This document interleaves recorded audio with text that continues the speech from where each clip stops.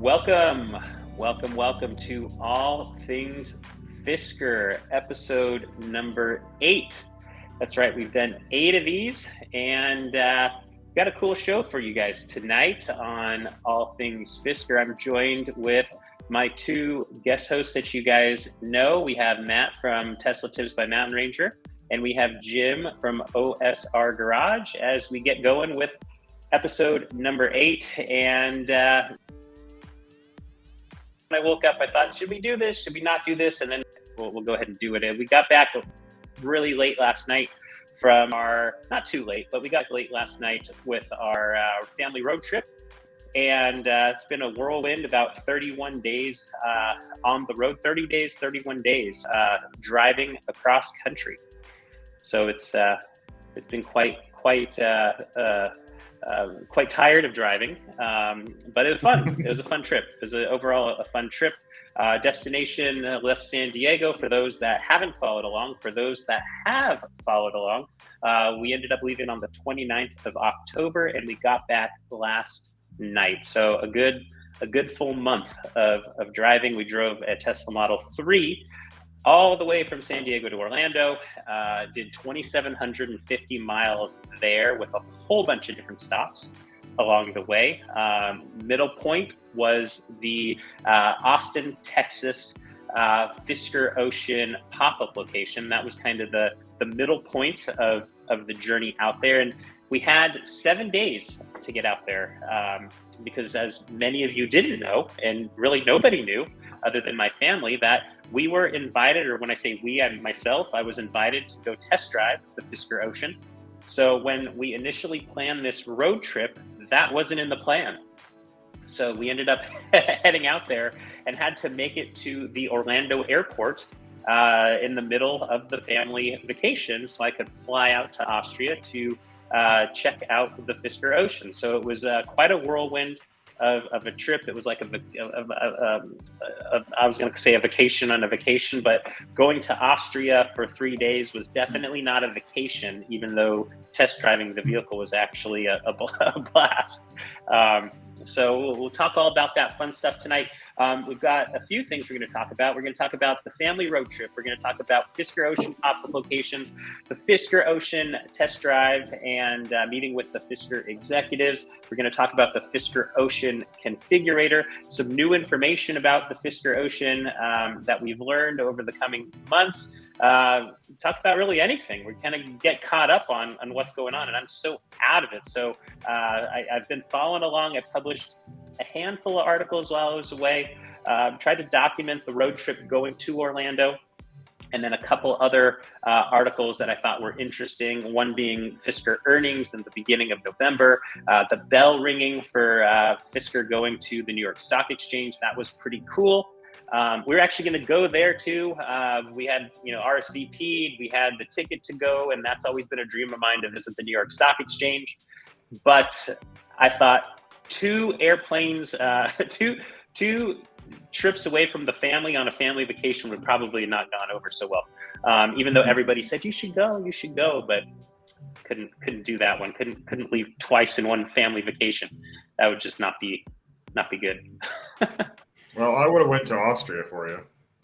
I know you both probably would have gone. I don't think they would have let me hand over the opportunity to someone else. I have a feeling it would have just gone away to some other site or whoever else they wanted to invite. But otherwise, I certainly would have had you go, Jim, and you too, Matt, if that was an option. So yeah, let's talk about the family road trip. Maybe you guys followed along. I wrote like maybe 7 articles on the way there. We have a Tesla Model 3, a 2021. Of course, I would drive the Fisker Ocean. This is All Things Fisker. I would drive a Fisker Ocean across country if I had a Fisker Ocean, but we only have one on pre-order right now. We've pre-ordered the Fisker Ocean 1. For those that are new to the channel, we have a lot of new people to the channel. So welcome to the Fiskerati channel. Welcome to the OSR Garage channel and to the Tesla Tips by Mountain Ranger channel. We got a lot of people that have joined since I test drove the Fisker Ocean, and I've had some some really nice comments like, hey, that's really cool. Thanks for sharing. Can't wait to hear more about it. Then I have all sorts of other people. Hey, you don't know how to drive. How do you don't even hold the steering wheel correctly. And I'm thinking, oh my God, like, come on, like, oh, okay. Yeah. I did ask, actually, Yeah. believe it or not, I did ask Abby Eaton, who I got the privilege of sitting next to and having her coach me along. And she didn't seem to care. She said, just hold it comfortably. Hold it however you hold it. Who cares? But she said, when I race cars, she puts her, I don't even know what it's called, but she puts her hands like just right above where the, it's kind of like, what is it, 10 and 2, but it's maybe even 9 and 3. I don't know exactly what she said, but it was something like that. And she said, that's where I would normally put them, but put them wherever you want. And I figured I'm going in a straight line. I'm just going to, try to make sure that the wheel stays as straight as possible. So having gone on a family road trip, and I don't know if a lot of people have driven far across country, I always hold the steering wheel when I'm driving long distances at the bottom of the steering wheel. And maybe it looks awkward, but it's super comfortable. And You're on autopilot. That's what I did. Yeah, I was on autopilot. And that's a whole nother story. Oh my God, that was an interesting experience. Being on autopilot, I think I might have mentioned having the car slam the brakes on a couple times when we were in Arizona and New Mexico. Have you ever, do you have autopilot on your Tesla, Matt, or no? Yeah, that's phantom braking, which can happen. It's a false positive. Yeah, it sees shadows sometimes, and it thinks it is something in the road, and it brakes. So yeah, I have it happen once in a while. Yeah.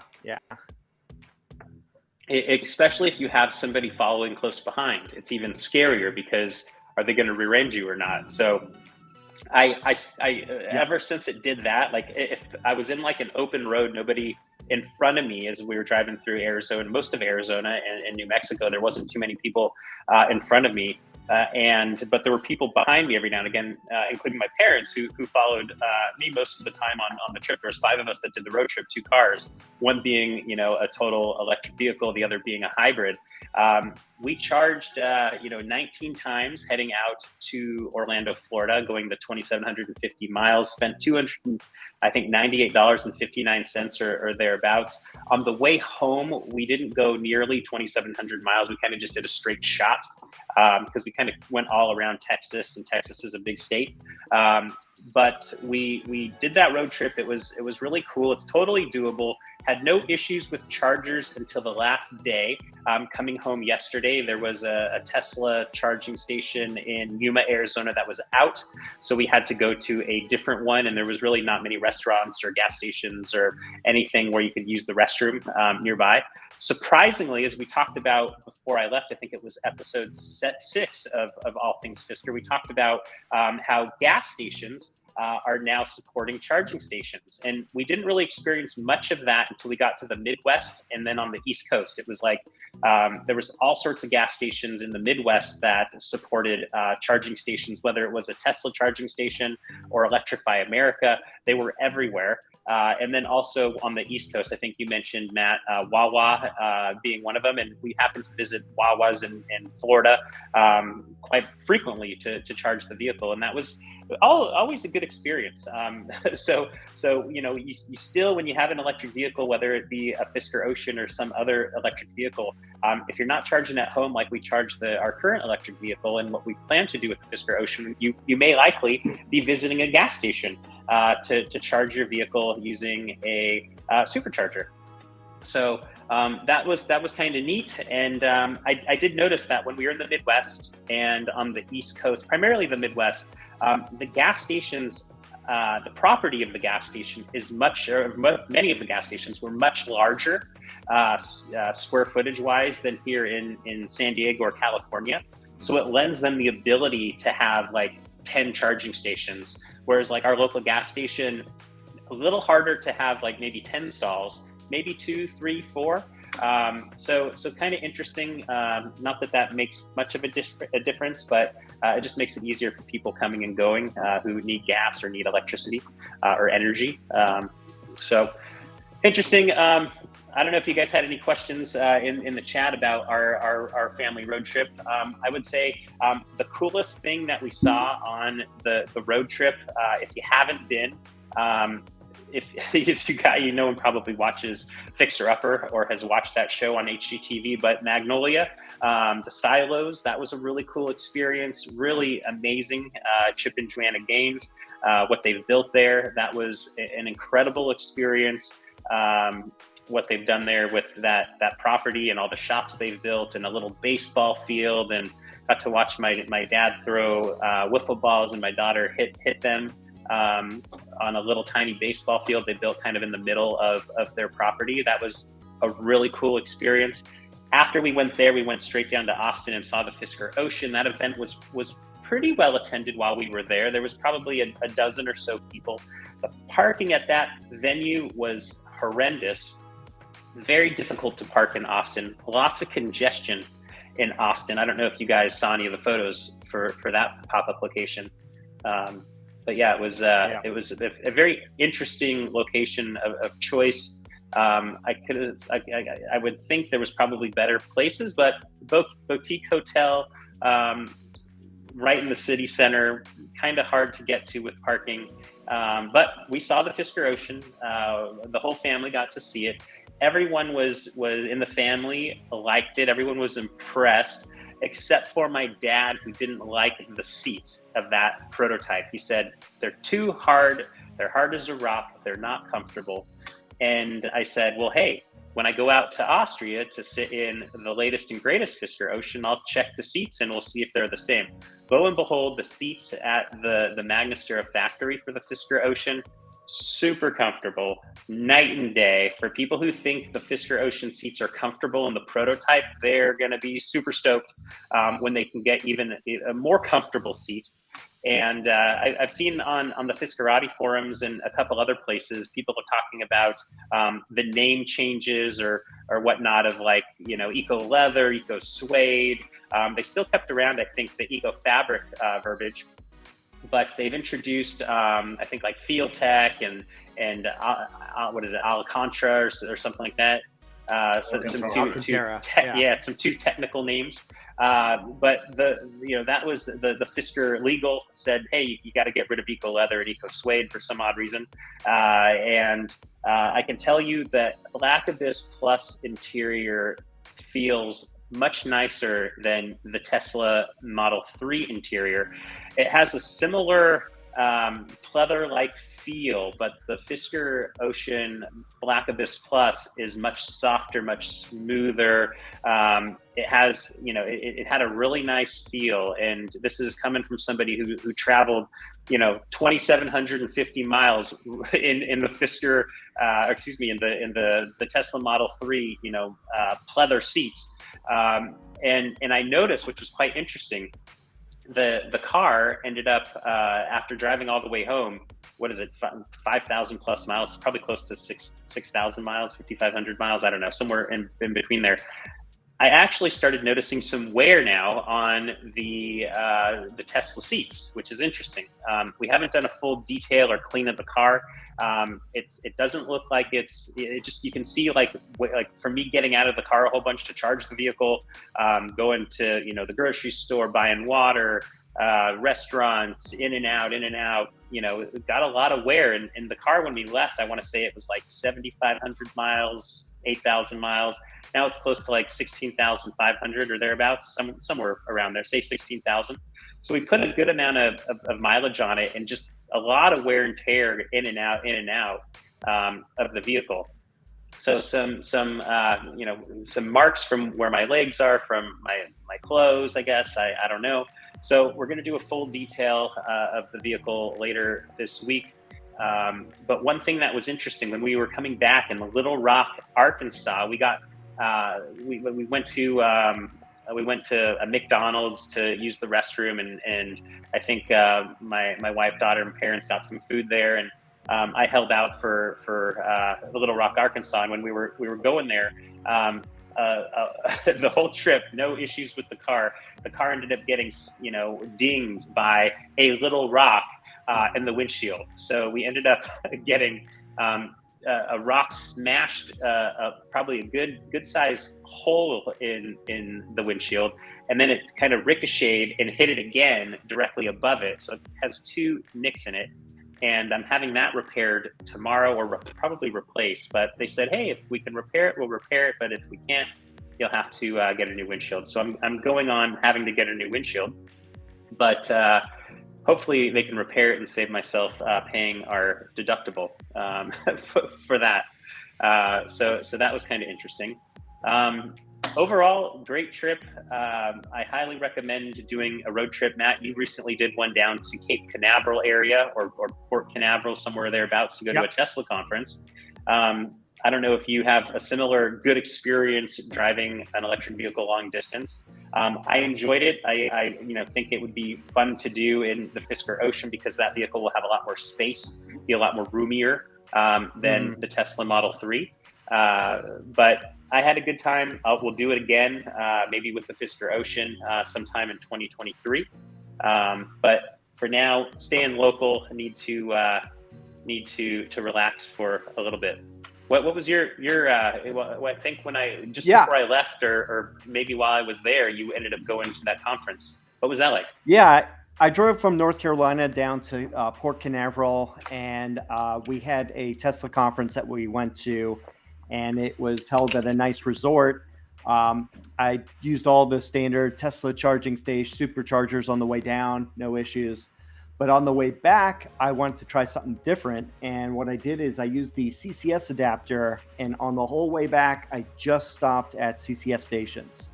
So I stopped at a couple Electrify America. Another was a Florida Power and Light location. And it worked well. I went to I used a better route planner, and it set me up at all the 350 kilowatt stations, so the fastest ones that are available.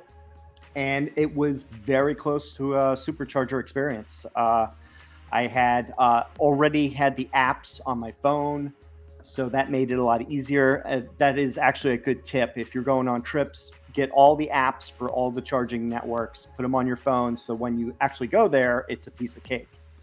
And then I just used Apple Pay on my phone for all the charges, so it worked out great.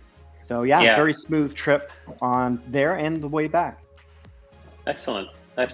Yeah, it's I had a better route planner on my phone. I had the PlugShare app, and I think I also had Electrify America and maybe EVgo on the phone. I thought, hey, on the way home, I'm going to try to do a CCS charger. And then I was like, the heck with it.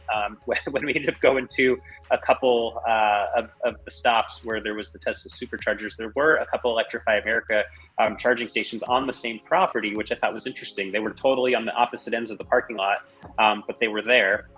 And I thought, I'm going to do it. But no, everyone's, kind of in a rush. We want to just get moving on. And we just stuck with the Tesla superchargers. But I think in the trunk I had that it was called like a Chatimo charger or something like that, or adapter. I had that. We didn't use it. Also had the charger you would use to just plug into like a 120 volt outlet. Didn't use that. We had a couple options to maybe do that while we were spending the night at certain hotels. But I thought, the heck with it. We'll just, go to the charger. And the funny thing was, going that distance in the electric vehicle, I'm somebody who drinks lots and lots of fluids. So it actually was convenient for us to stop and actually charge the vehicle, take a 15, 20-minute break, use the restroom, buy some more drinks, or, we bought cases of water and put them in the car, and we just drink lots of water. And that was kind of what we did. So stopping frequently wasn't much of an issue.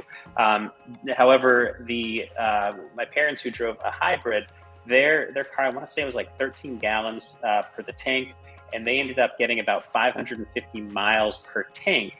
So it was actually much cheaper for them to travel across the country, because once you leave California and Arizona, primarily California, which we didn't obviously need to fill up here, but the gas gets to like $3 a gallon when you get to the Midwest. Like maybe Albuquerque $4, Midwest like $3 all day long. And we did a lot of driving in the Midwest, so they ended up spending much less. I think like $175 for the whole trip. We spent, say, $300 So it didn't pay for itself as far as, trying to be like the least expensive option, but it was better than if we just kept, say, our Jetta or our, BMW 3 Series. Those would have been, just straight gas vehicles, and that would have cost us more, having done the math of, the 2,750 miles there and back based on the gas mileage that we would get.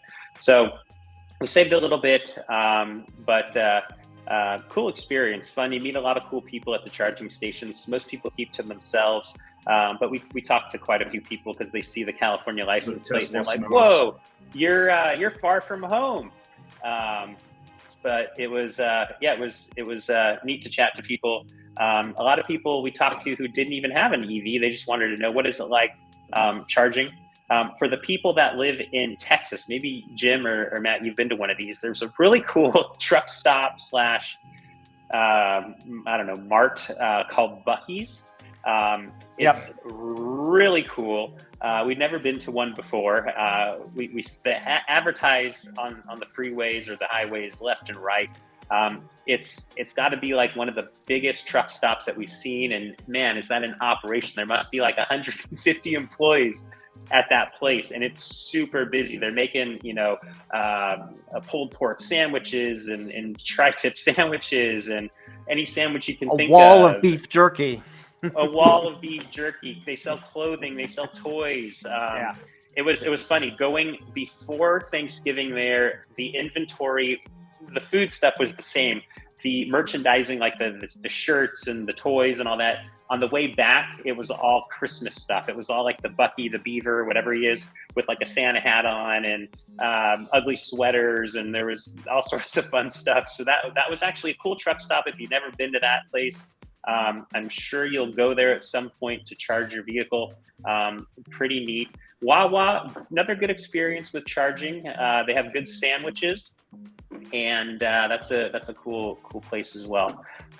Aside from that, I'm sure there's loads of stuff I'm missing, but great experience. Everyone highly recommend it. Drive your electric vehicle long distance.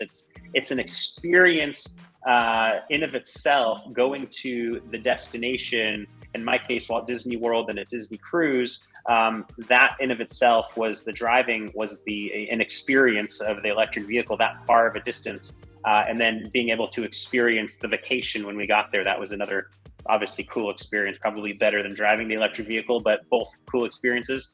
Driving there, much more fun than driving home. Home felt kind of like a slog, but it was still fun. Cracker Barrel is probably my favorite restaurant. It's always been kind of my favorite restaurant going across country. Jim, you're lucky you have them by you. I think you probably do too, Matt. We don't have any out here. Closest one's Yuma. I don't know if anyone else likes that place, but I enjoy it. I love the pancakes. It's a yummy place. So yeah, that's that. So going into, let's talk about something else now. Everyone's probably bored of the family road trip. And somebody even complained. They said to me in those articles that I did about going across country, they said, how could you be somebody who supports electric vehicles when you go on a cruise, which is the least, green, way of traveling? And I thought, oh my God, are you serious? Like it's a vacation. But I said, if you want to go that route, I ended up pulling information up off the Disney website. And it's like that specific ship that we did, the Disney Wish, is actually one of the greenest ships out there. They have multiple ways of using different energy sources and designs to, make the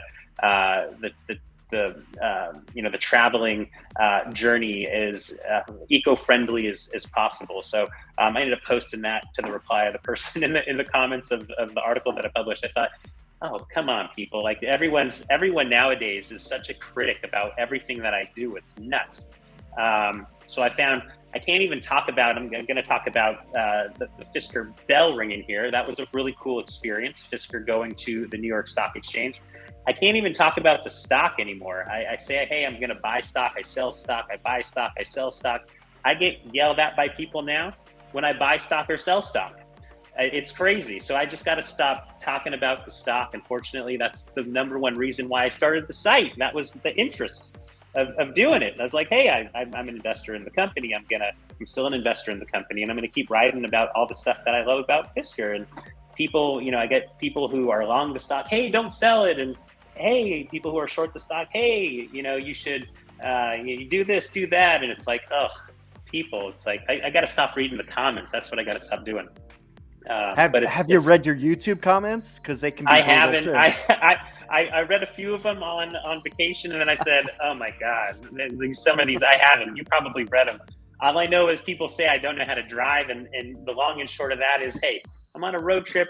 I got comfortable driving the way I drive. Yeah, I can put my hands up here. It wouldn't have changed anything. Let's talk about that, and then we'll talk about the bell ring. We'll talk all sorts of stuff, but let's talk about the test drive. So you guys probably have questions. I don't know if I'll be able to answer your questions, but I'm happy to answer any questions about the test drive. I'll kind of give a rundown on what I did. So went over to Orlando. I had I want to say 5 days, maybe 7 days, 5 to 7 days before I knew I was going there. So I didn't really have any nice clothes to go and things like that. So I had to go buy some clothes while I was out in Orlando the night before I hopped on the airplane.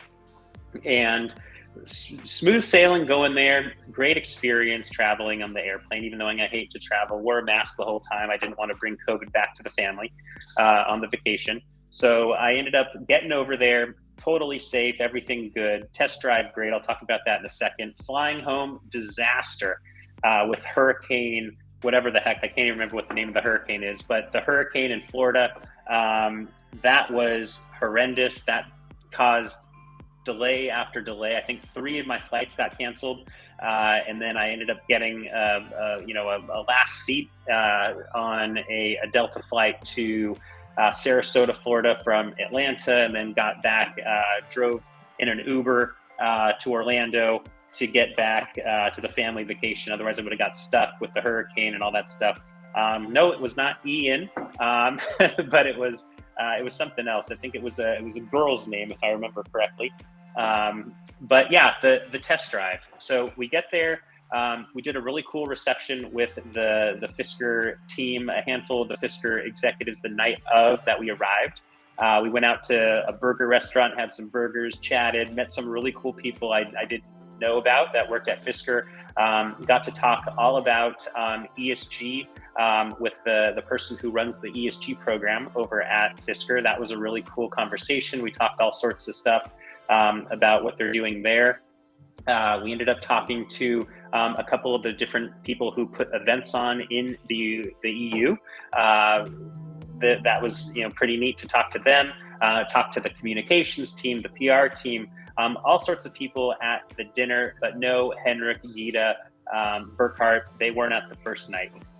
Wake up, so we had burgers, good burgers, interesting, very clean city, Graz, Austria, beautiful city. I don't know if you guys have ever been there or seen photos, but it's really, really beautiful. I did a run as soon as I got there before we ended up doing that dinner. I went along and ran across some river. I don't know what the name of the river is, but beautiful, beautiful run. Went back, slept, went out and had burgers, good chat. Came home, woke up super early the next day and headed right over after breakfast to Magnastera, where we ended up doing kind of like a meet and greet with the executives, hopped into a Fisker Ocean, which drove us over to where the tour of the factory was going to be. And for those of you, I've already showed Matt and Jim, but I got to keep this cool, Fisker jacket. I'll start sporting this around now. Only worn it, in Graz, Austria. I just put it on a minute ago to show Jim and Matt, but super cool embroidery. I love this. It's a good, keepsake from that journey. And I was one of 2 people that kept the jacket. I thought it was actually a really cool jacket, and you'll start seeing me wear that jacket when I do videos when it's cold, and it's pretty cold now. We've come into winter, and it's Ugg boot season here in San Diego. So I got to put my Ugg boots on. I'm actually quite chilly in here.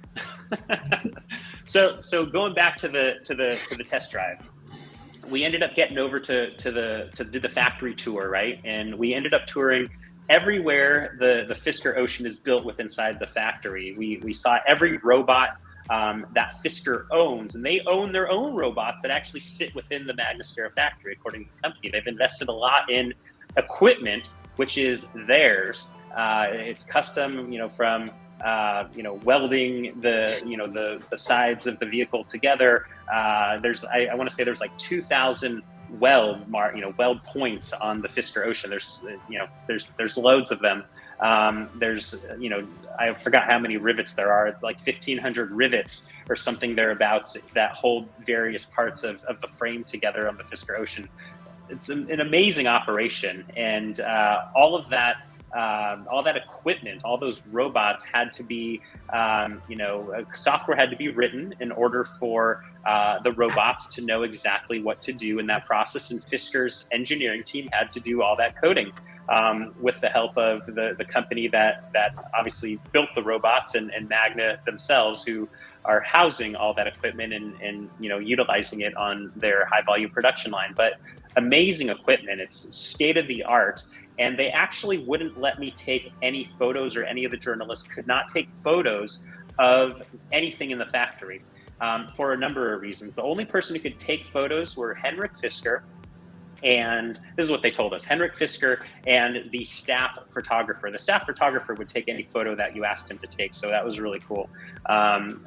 Peter was super helpful and a very good shot with the camera, so that was really fun. He took some really cool photos, and great experience. I think that one of the coolest things that we saw where the battery gets assembled. The battery has what is it? It's like, I forgot how many bolts it is now off the top of my head. It's like, I want to say 16, 20, something like that, but it can be installed within 2 minutes. We saw the conveyor belt that has all the batteries come in. They get loaded automatically onto a machine, and then the machine slides underneath where the Fisker Ocean is, and then all the bolts get assembled or screwed in. Really cool technology. That was kind of like the kickoff of the morning. We got to see how the Fisker Ocean is made, where it's built, and then we also got to go do the test drive. We got to drive the vehicle.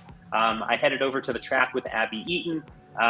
We chit-chatted on the way over there. She talked about what she likes about the vehicle and what I should expect. And when we got there, she did like a demo lap, test lap around the track. She showed me, her going straight. She ended up doing the slalom course. She ended up doing that big circle, that big roundabout, and gunning it and just seeing how well the car handles around that circle.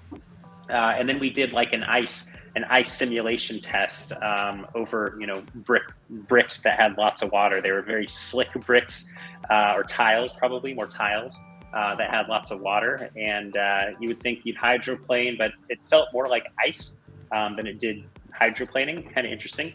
But yeah, she showed me that demo lap, and then I got to swap places with her in the driver's seat, and I ended up going up there, and I held on to the wheel. To some didn't like how I held the wheel, but too bad, you're not driving the car, I'm driving the car, so exactly. There you go. So I held the wheel how I felt comfortable, how Abby told me to hold it. Do whatever makes you feel comfortable, and I did. And I said, hey, I'm gonna punch the accelerator, and I did. And there was a little bit of a hesitation of the vehicle, like it didn't quite go. It wasn't quite, springy like I've noticed in the Tesla when I, slammed the accelerator down. And after that, half second, whatever it was, the car just took off. And it was, it kind of throws you back like the Tesla does. It really picks up the acceleration. Just the car just starts flying. If you saw the video, the intro video that I played for the three of us, or for everybody here when we started tonight's show, like halfway between where I take off and where the crowd of people are who are filming, the car's just booking, and it doesn't just immediately throw you back, but like at some point it's like it's pushing you back, the force, where like you couldn't even lean forward unless you took your foot off the accelerator or you brake. and it's a super powerful vehicle. Granted, when I did test drive the vehicle, I test drove it 2 times. We basically had to, we got to do the course. We did the straightaway, and I may have saw in the video, I was actually super nervous driving the vehicle. I think I may have mentioned that. I kind of chuckled, I think, and I said, I'm really nervous, or I'm super nervous. I was the first of the bunch to actually do it, so I had everybody watching me. And then also, I didn't want to crash the car. I didn't, I didn't want to be the guy that crashes the car. And I'm sure that can happen. I mean, somebody's got to test the airbags. Right. I don't even know if the airbags are even in there. You had a harness, right? So it's not the seatbelt that we're going to get. You're in a full harness, and that harness really has you strapped in there. It's super, super tight. And it's Wouldn't very that hard be fun to move. Yeah, it was. If they delivered all the ones with harnesses. Yeah, you could definitely get a harness. I've seen people do that in certain cars. It's just not convenient to buckle into at all. Abby had to help me get into it because it wouldn't adjust. So when I was sitting in the passenger seat, there was a harness there as well. And you guys may have seen that the vehicle that we test drove was like the Henrik Fisker's test vehicle that was delivered to Los Angeles, the one that we've seen with all those red buttons and all the different kill switches and all that stuff. So it's not the typical turn,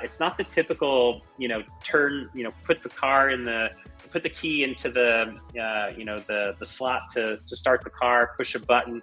Not that at all. It's like kill switch, have to flick this switch on, and it's almost feels like a fancy way of hot wiring a car to get the actual test vehicle to move, if you will, to get it into like the on position. So Abby was a pro at that. She had to fix she had to not fix, but she had to get the other test vehicle working while I waited in the test vehicle that we drove over. So that all those kill switches and all that stuff, crazy process. But yeah, I was in a harness in the passenger seat, also in the driver's seat. The straightaway on the first go, I let up on the accelerator much too early. On the second go around, I held the accelerator past where everybody was and right before the bend.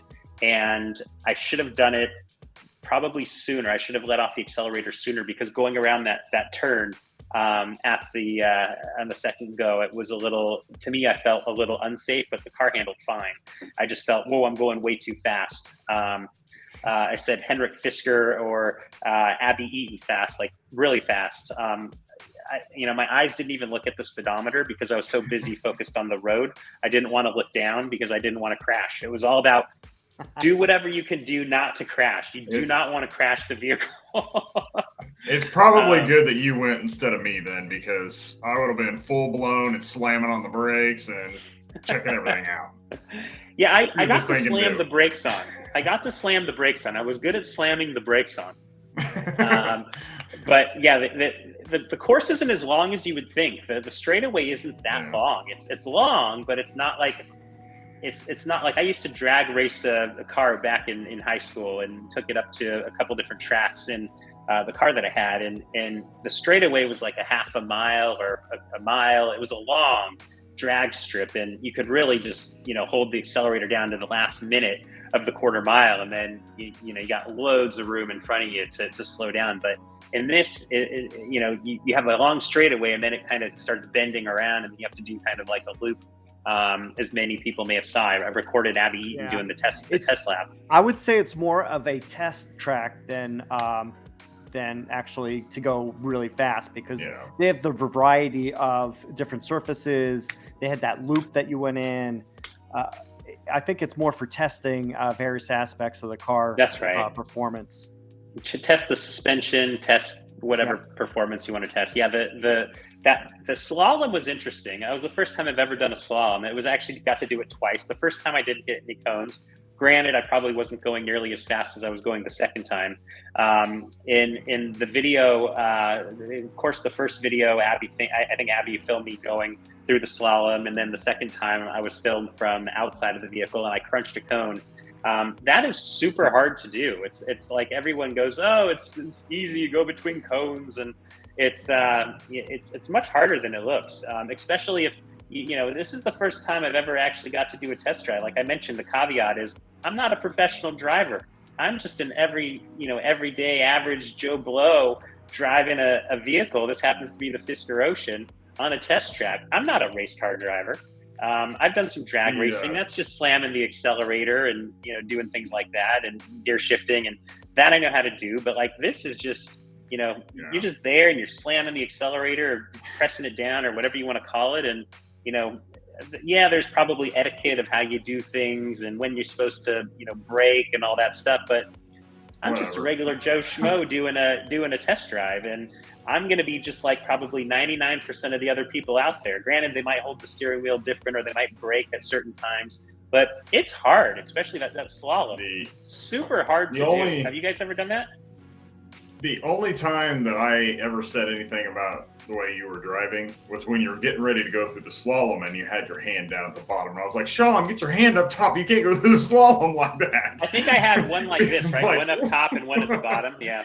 This hand on the top, though, was much more firm on that one. But I would have been better off having my hands side by side on that one. Totally agree. But that was really hard. When I tested the test cars from the dealership that I get, I test them. I launch them several times. I try to get them sideways, try to break them loose, all that stuff. So yeah, they probably wouldn't have liked me. I would have been trying to get the car to turn sideways, and Abby probably would have had fun, but you're not getting back in the car. She's good at that. She's like a pro, obviously, right? She knows what she's doing, and she's driven that course probably countless times. First time I did it, maybe not as good as the second time. The second time, it was just fun. The second time, it was a lot more fun. Yeah. The pressure was kind of off. The first go, I was so tense and nervous, and second time, still nervous, but a lot more fun. Didn't matter if I crunched the cone. Now that ice simulation where they have the water just barely on the surface of that white tile, you're not going fast enough to hydroplane, but you're going fast enough to feel like you're sliding around like ice. And here in San Diego, we never get ice. I think there's a couple times where we're going around a bend by a lagoon, and we'll end up getting like a flash, like a thing that says, hey, the road could be icy, but it's never icy, but it's cold. I think maybe once I've experienced ice driving from San Diego to Mammoth Mountain on, I don't know what the freeway is, 510, 5 something up north. But this was like extreme ice, and the Fisker Ocean definitely holds you, from sliding off the road. It kept you there, and Abby had me do it a couple of different times. I think I got to go on that ice a couple times, maybe even more than twice. I think I got to go on it 3 or 4 times. Each time went at a different speed.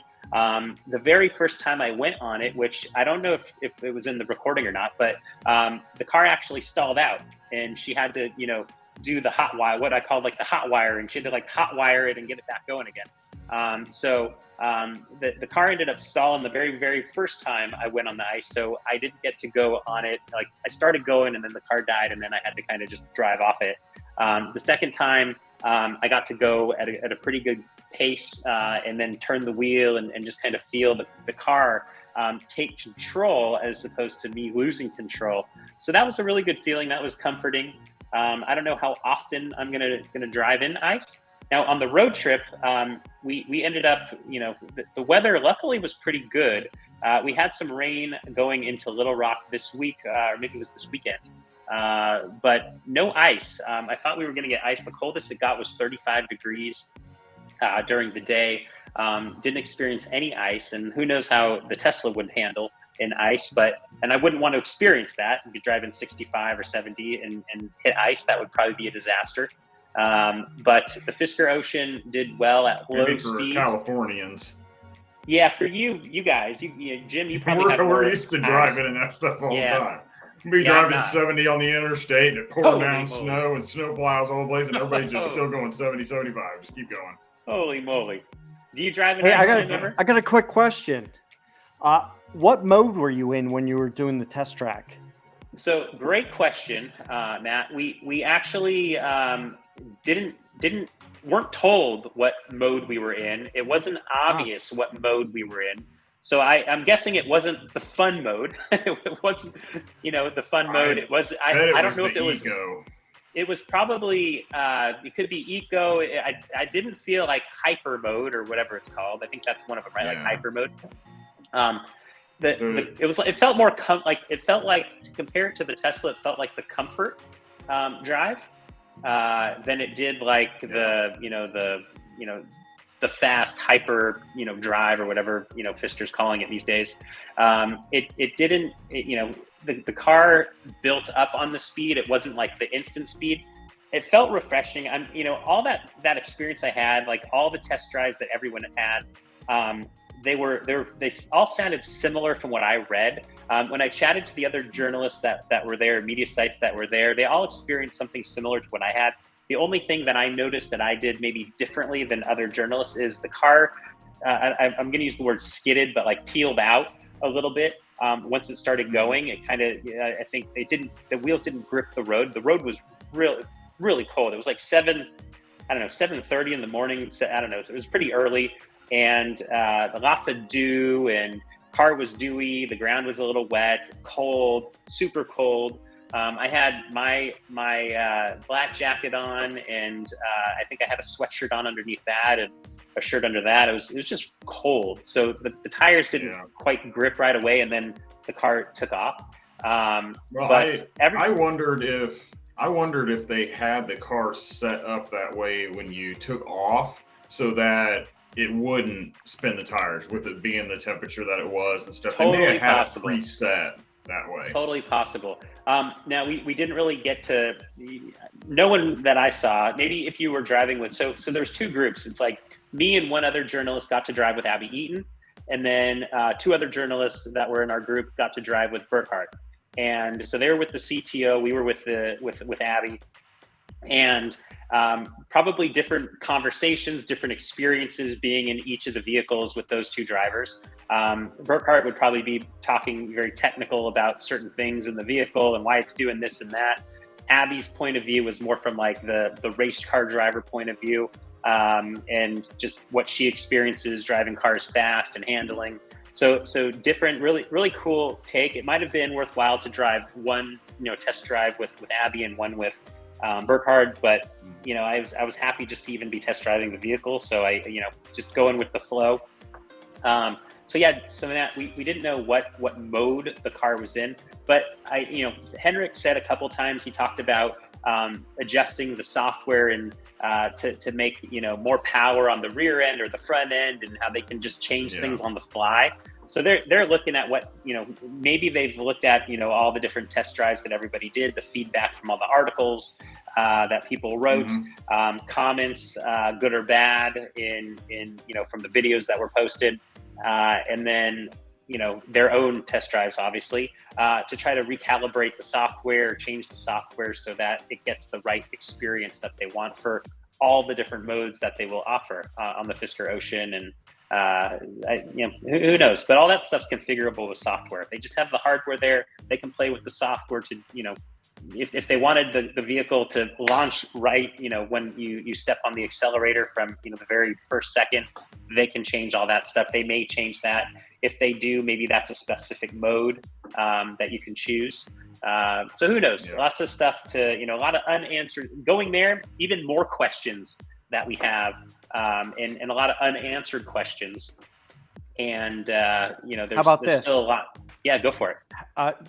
Was there anything you were restricted from talking about? Yeah.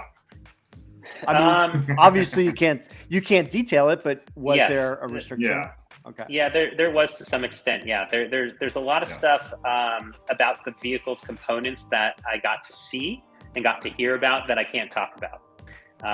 And it's not like there's a lot of stuff that they're still keeping close to the vest, but they wanted to share with the people that were there to show that they're transparent, and like, hey, this is why we think the vehicle's special, and why we think it's a game changer. It's going to be super competitive in the marketplace.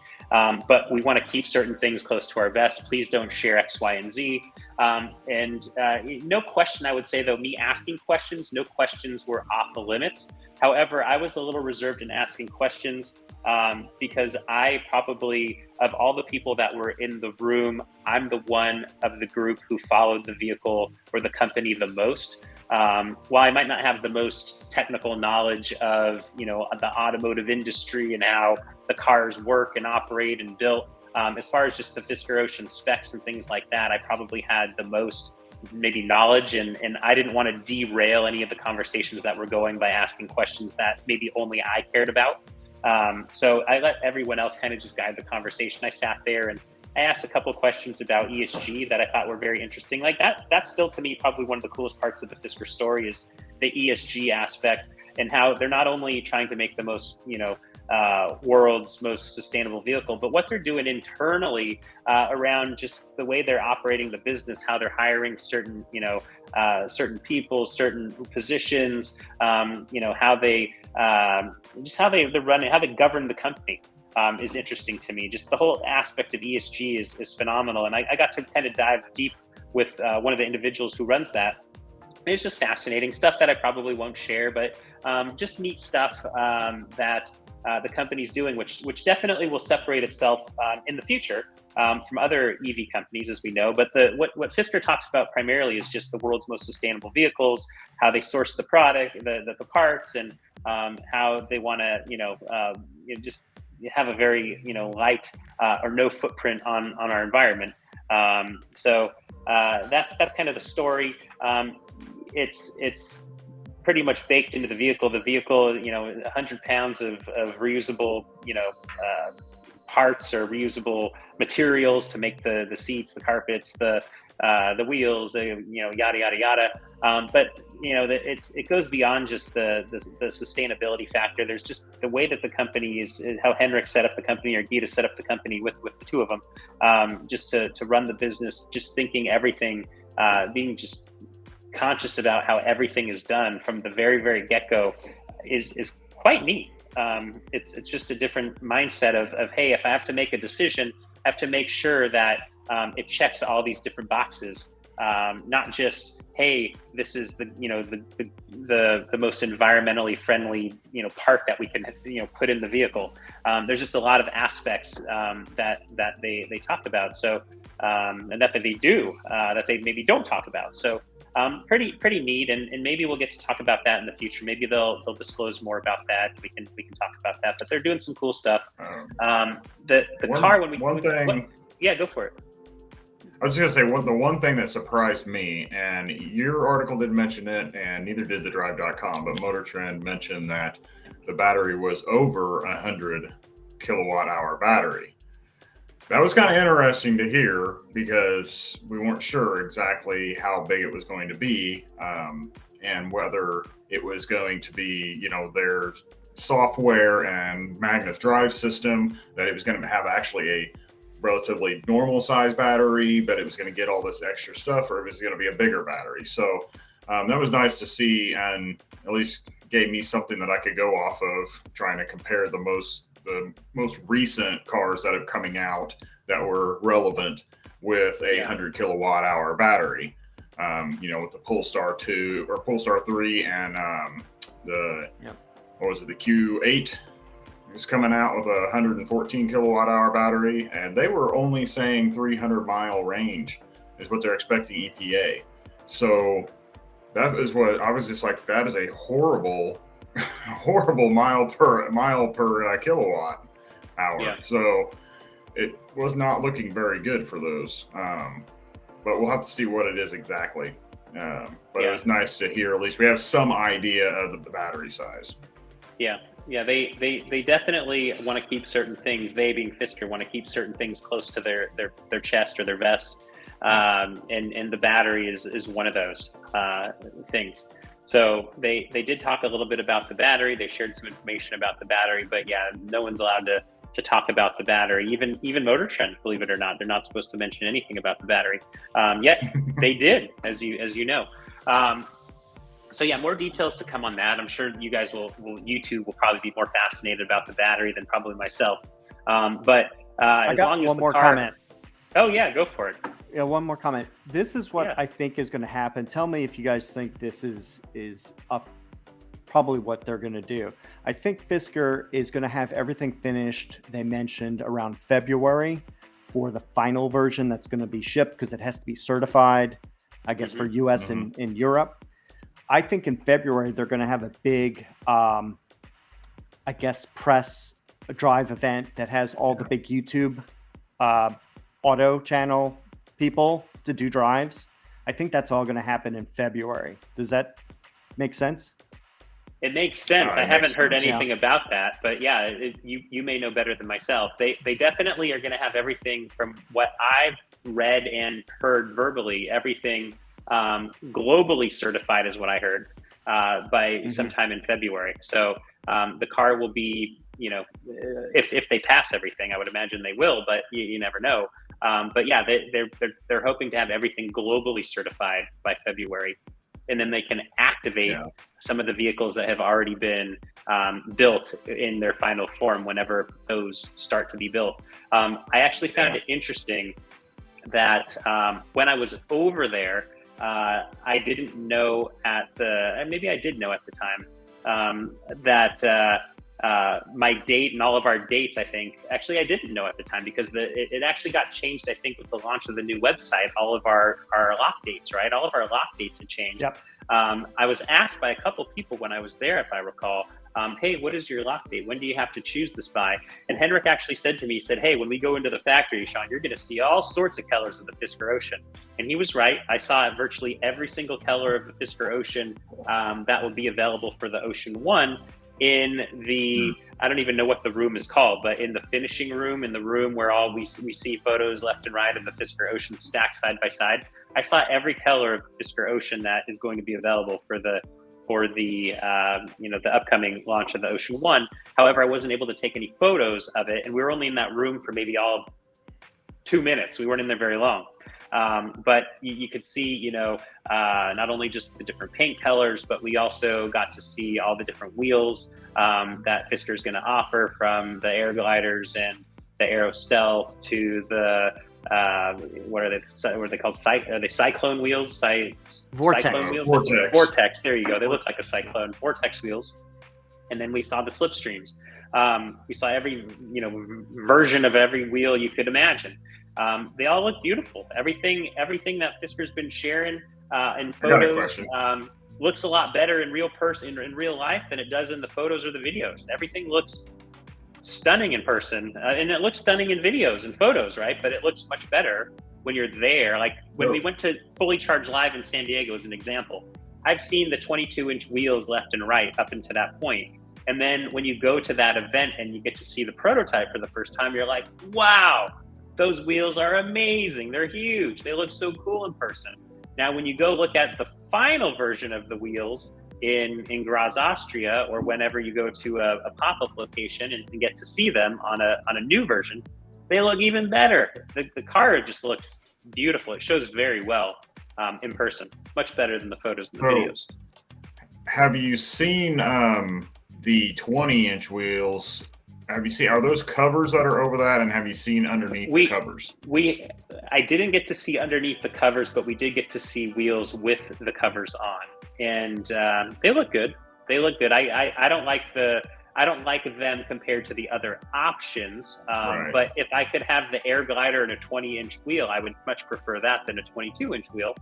Even though they do look nice as a 22-inch wheel, but as far as like trying to get more mileage out of the vehicle, I'd prefer the lower, smaller wheels. But no, we got to see all those wheels. We got to see the Aero Stealth, but we didn't get to see them in person without the cap, the covers on. Yeah. So I was just curious what it looked like underneath, because we've seen the F3s without the inserts is basically what you guys were driving around. That's with. right. So and those you would probably want to keep the insert on, because there's like little holes where the inserts pop into. So if you don't have those, maybe Fisker will come up with some clever, plugs that you can put into those holes to kind of fill the gaps. But I think the whole reason, if you're going to go with the carbon fiber inserts, that's the beauty of the wheel. and that's the part you want to show off. So I don't know why you'd want to You got a take that question. off. Oh, go for it. Somebody asked in one of my in my chat on the video. Yeah. They asked if we had heard anything about the bolt pattern on the wheels. No, I think we just know it has 5 bolts, but I don't know. We don't know what the offset's going to be or any of the measurements.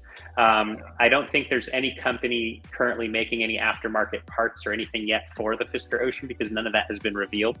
The only details we have, and it's whether you're somebody who makes aftermarket parts or you're a Fisker Ocean enthusiast or you just like wheels, like the only thing we have to go off of for everything is the latest and the greatest press kit that was published earlier this month. That's the only thing we have. That's like the newest information we have, and unfortunately that doesn't include any of that information in it. So we, more details to come. Maybe that'll be revealed in February. And I would imagine as soon as somebody takes ownership of a Fisker Ocean that's not Magnastera, who I believe is going to get the first 15 for their fleet, all that stuff will quickly be revealed. So okay, got another one for you. Sure. So the 4 things that they said will not be on the car when it first comes out. That'll be. Yeah, you talked about that in your video. They updated when they updated the website for the configurator and everything. They did put in like it would say where they name it something. It's not adaptive cruise. It's like speed something adjust or something. I don't know, speed help adjust or whatever they named it. It said it would be coming late 2023. I think it said that each one of those things had a date when they projected to be coming to the car. But then also down below, it did say that it would have cruise control. So they had those 2 separate. So I'm guessing that it's the adaptive cruise. And I know we talked and you were going to see if you could find out for sure, because they just said the words cruise control. And I'm like, that cruise control has got to be the easiest thing. It's been on the car since 1970 or something. And, it's like I was in the room. So in that article, I think that was Jamie's article. He wrote about that, and he was the one that asked the question about because we all got press kits ahead of time before we ended up going to the actual event, and we got to read them, and it did talk about how certain bits of software were not going to be ready for the production launch, but long before Fisker shared that latest press kit to us and published it online for everyone else, they did already talk about in multiple times how not all the software is going to be ready for the Fisker Ocean 1 when it's launched. Like certain software is going to be rolled out in 2023 and beyond, and they're going to keep rolling out over there updates, as time goes on to improve the customer experience with the existing hardware that's on the vehicle. Now, when I was in the room, and Jamie ended up asking Henrik specifically about the safety features. The vehicle is going to end up having all the safety features that anybody would need in order to drive the vehicle safely. That's all part of the certification process, right? They can't, get the car certified if it's missing something super, super important. So safety-wise, the car is going to be top-notch. It's going to be there. As far as like some of the innovative features that maybe like an adaptive cruise control or something like that, that type of stuff may come at a later date. When Henrik was talking specifically about cruise control, he did not say adaptive cruise control. He just kept saying cruise control. He didn't specify what type of cruise control when he was talking about how certain features will be added later in 2023. So he was he said that, hey, when we did our research, so he's talking about doing research, and he was talking about just his own gut feel. Hey, we want to bring the car to market sooner rather than later. We don't want to wait to have all the features out before we don't want to hold back the car to be delivered to customers if it's missing 1 or 2 features that not everybody uses. Now, cruise control, I use cruise control the whole time going from San Diego to Orlando when I was on the road trip. If I didn't have cruise control, that would have been a horrendous experience. So I would imagine when Henrik was talking about cruise control, he was talking probably about adaptive cruise control. Nobody in the room prodded him further to be more specific about what type of cruise control he was referring to. He just said cruise control. But like you mentioned in your video, Jim, that cruise control has been around forever. It's very much likely he was talking about adaptive cruise control, even though he didn't use the words adaptive. So I could care less if, you know, if the car doesn't have cruise control or adaptive cruise control when I get the car, big deal. It'll be added in the future with the software update. It's definitely, for me, a nice to have. It's something that I do use on long distances, even driving to Palm Springs, use it all the time. So I'll be, I won't be disappointed because I know it'll be coming in the future, but I'll be probably, it'll just be inconvenient or not as pleasurable to drive a longer distance, put it that way. I don't know if that answers your question, but that's, you know, I haven't gotten any further information about it other than that. But I was in the room when that question was answered, or was asked and answered. And I think that was just like the most confusing one. You know, everybody knows what blind spot monitoring. Some cars have it, some cars don't. So I can understand that not being there. And I can understand not having adaptive cruise right away because it probably has to do with that new digital radar system that they're using versus the conventional radar system that probably they would have been able to integrate fairly easily. But this is something new, and it's probably, I'm guessing it has something to do with that. And then what were the other two? Yeah, you had 4 listed in your video. I remember that to me was not a huge point. I was focused on other things in the meeting when that conversation was going on. Hey, there you go. Get out all my notes. Yeah, that's pretty cool. Yeah, so when we were in that meeting with the executives, we got to first tour the vehicle. We got to do a quick go through the vehicle, and one of the things that we got to see was the interior, and got to go up close to the interior. And the interior was well done in the Fisker Ocean that was in Blue Planet. It was definitely, it felt more polished than the vehicle that we test drove, because that one, as I mentioned, had like the kill switches and it had the harness. It wasn't quite the, you know, up to the same level of maybe standard is the vehicle that was in the room where the executives were presenting. So the car just looked beautiful. It looked like a brand new car, a car that you would expect to find delivered to you. And you know, the car's only going to get better from there. You know, it has more or less the hardware that it's going to have. It's more of like the software, and you know, I'm going to go with probably the user interface needs to be improved. Who knows? But they said, you know, it's 85% of the way there, 90% of the way there. But yeah, it's the car aesthetically just looked really neat. The rear view, the rear window actually was quite neat, seeing that down. I never got to see that down in person. It looks really neat. The curvature of it, just from the side, it's a really cool design element. They have cool Easter eggs everywhere in the car. There's 7 of them. I'm not going to share all of them. You may have saw some of them in the photos. I think I took 500 photos, and I have a few of those photos being shared on various social networks every day. So that'll go for, you know, as long as the, you know, for months to come. But there's Easter eggs hidden throughout the vehicle everywhere, which is kind of neat, just different design elements. So, and they may add even more. I heard that they might add a couple more. So that's pretty exciting. But yeah, overall, great experience. Yeah, at some point I'll do probably I'll rewatch the video, and I'll probably write something up and share some of my thought processes going through it. But overall, I had a pretty good experience and visit to Graz, Austria. If you two are ever given an opportunity to do it, jump on it. It's just touring a factory. Like, I was the only one in the group who has never gone through a factory tour of seeing a car built. All the other guys are you know, industry veterans, and they've done this, you know, left and right.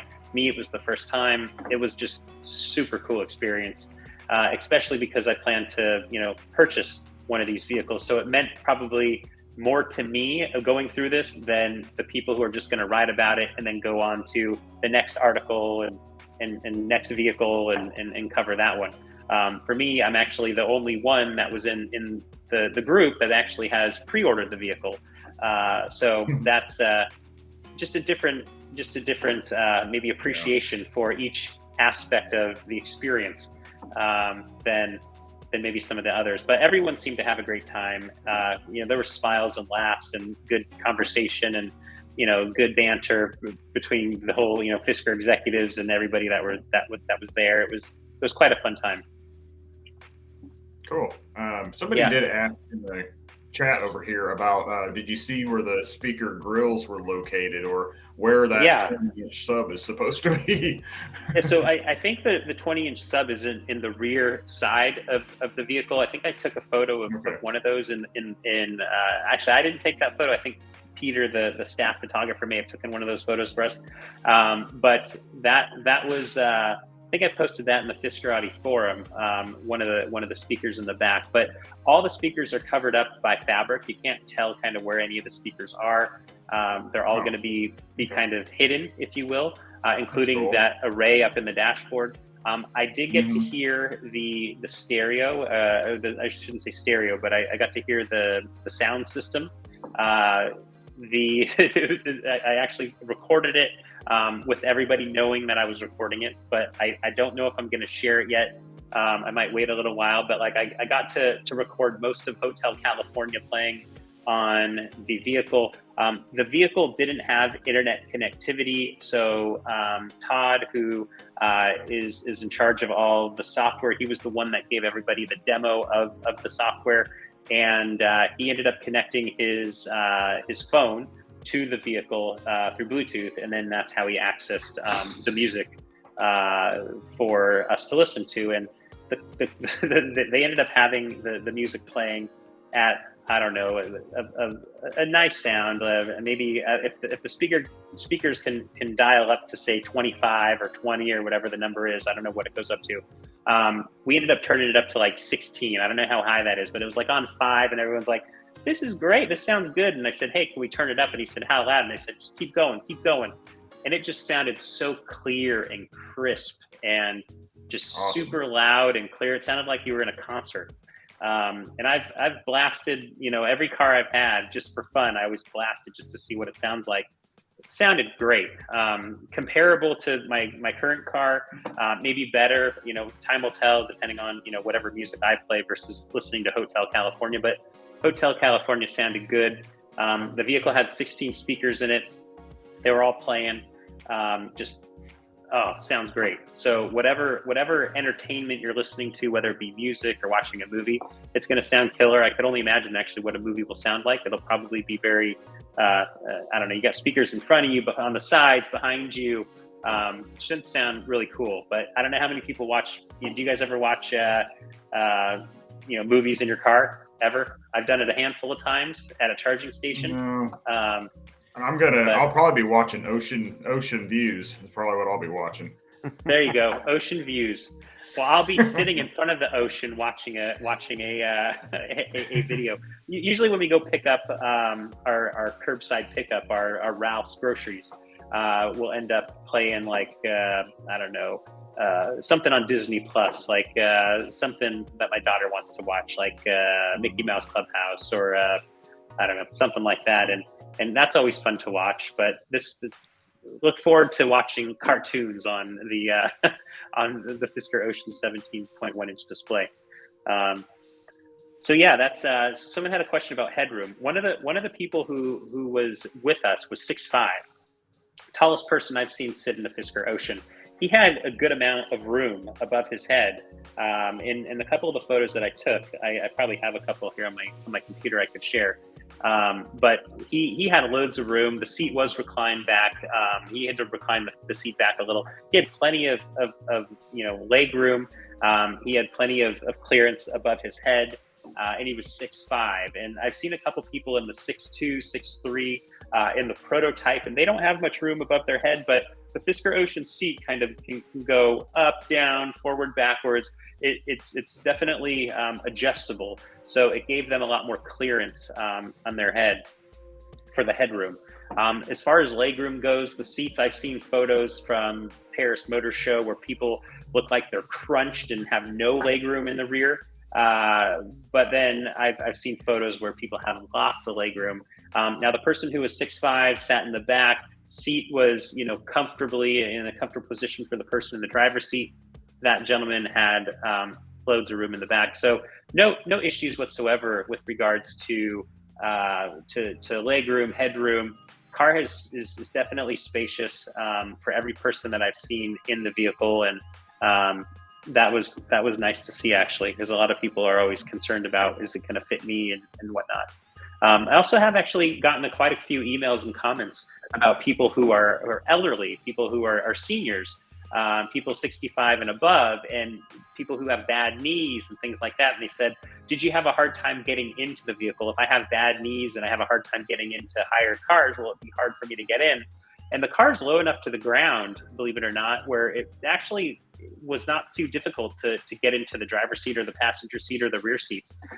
Granted, I'm not 65 or above, and I don't have, knock on wood, issues with my knees yet, but I didn't have any issues getting in the vehicle. I didn't think it was too high to get in the driver's seat or the passenger seat. So I think, everyone's going to find it pretty easy to get into. That's just a quick take. If that, hey, we that have matters, a question in comments. Yeah. Factory question. They are asking about the paint process and quality inspection. They want to know if it's going to be similar to other cars at the Gras factory. Well, I would imagine it's going to be the same process. They're using the same paint booths that the other vehicles on the line use. So the vehicle has, the line at Magnastera, where the Fisker Ocean is going to be built, has a BMW on that line. It also has, I believe, a Toyota vehicle on the same line. It's my understanding that they all use the same paint booth. They all go through the same process of being painted. Some of the paint that a vehicle like the Ocean has might, for a type of paint, say like the multi-coat or the maybe, say the solar orange, that's going to have maybe multiple coats of paint on it. That may go through, the paint booth multiple times compared to, a paint coating, on a Toyota Supra or something that might go through it once or twice or whatever. So they're all using the same technology as far as the paint booth goes. We went into that room when we were on the factory. You could smell the paint and the fumes of the paint, yet we didn't actually go and see any vehicles being painted. Certain cars, certain Fisker Ocean, we saw Fisker Ocean on the line through the process. We didn't see any Fisker Oceans being painted when we were there. We didn't see any vehicles being painted, as a matter of fact. But you could certainly smell the paint and you could smell the fumes, just like when you were in the area where all the tack welds were being done by those robots. You could smell like the burning of metal, and it actually was a really cool smell, much better smell in my opinion than the paint fume smell. When we were in the room where the cars are painted, or near where the paint booth was, there was a screen, and one of the executives who's in charge of all of the production, Alpay, he ended up actually presenting when each of the Fisker Ocean paint colors were going to come to fruition, or when they were going to actually be produced. And I ended up seeing a photo somewhere in my 500 photos that have actually the dates of when, or the quarters of when the paint is going to be rolled out. So I have to dig that one out. I tried finding that today, but Fisker was very clear, like, hey, the first 6 colors are going to be for launch. The next 3 colors will come here, and the next 3 colors are going to come here. So it's not going to be all, it's going to be 6, and then it's not going to be another 6. It's going to be like 6, 3, and 3. I'm not even going to guess, because I know people are really opinionated about the colors of the vehicles and which ones they want, whether it be solar orange or stealth green or whatever it may be. But they have Fisker's figured out exactly when they're going to be releasing each of the colors. We'll end up sharing at some point when those will be, well before the car is launched. So I have to find that slide, and I'll share that with everybody, and we can talk about it if anyone wants to talk about it. But there was just so much information thrown, and I've read quite a bunch of stuff, and it's just like information overload. And then with our travels, it was just overwhelming. There's still so much stuff I have to get caught up on. But it's an interesting time. It's a good time to be a Fisker Ocean, reservation holder. Seeing the stuff in person being built, it's like it's real. It's not fake. A lot of people out there, like I get so many comments and so many, maybe on the YouTube channel or on I don't know, wherever else people post negative comments about me and what we do. There's just so many people who don't believe it's a real car. It's a real product. It's there. I've seen it. I've seen them being built. I've touched them. I've touched the metal. I've sat in the seats. It's so real to me. But until you actually experience it yourself, maybe you don't believe it's real. But there's for the first time recently on Inside EVs, I heard them mention Fisker doing the start of production, and they mentioned it and they brought it up, and they just briefly touched on it, but that was about it. They were just, appraising him for getting to state of production, which a lot of them really didn't think it was ever going to happen. They were just kind of praising him for that, more or less, but they didn't really talk too much about it. Yeah, I've seen a lot of people, and for good reason. Like the start of production was definitely November 17th. They have cars rolling off the line. How many, we don't know at this point. At least I'm not aware of. Maybe there's something's been published over the last couple of weeks. But I think people expected, when the earnings came out early November, I think people expected more vehicles to be rolling off the line sooner on November 17th than what we're gonna get actually rolling off the line. So I think that that was maybe a downside. But I saw cars, they're totally built. I saw them running down the factory line, and I was standing, touching them, playing with the wiring harness, and not playing with it, but touching it, and just putting my hands on everything. And it's amazing.